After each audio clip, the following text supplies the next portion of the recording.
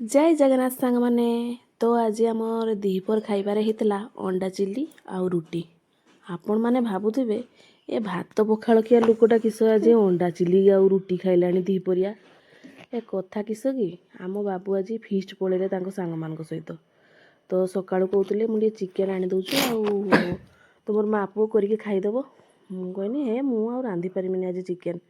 मो पुओ भी कहला मामा आज रुटी कर दियो अंडा चिल्ली खाईदेवा।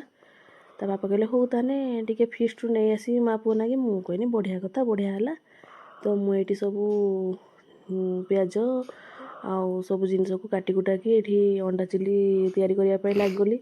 से भितर मो पुओ बोधे 4-5 थर खंडे आसिक पचारा मामा है ना मामा है ना देखिए आउ कहनी हाँ आउ टिके कही कही रेडी हो गला अंडा चिल्ली आमर।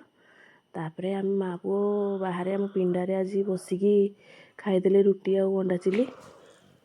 मुझे नहीं रुटी 2टा किंतु आउ हेलानी गोटे रुटी खाई टिके ता संगे पखाल खाईदेनी। पुओ बहुत पार्टी करुला मत मुझे भिडटा करनी ये देखो मो पुओ तार खाई दौच आराम से मु भी ता संगे बस खाईदे कि आ माँ पुओ कमल भितर पशिगलु दीपरिया जो ठंडा नागिला खाई सारा बेलू पखाल कहली बढ़िया किस अंडा चिल्ली आउ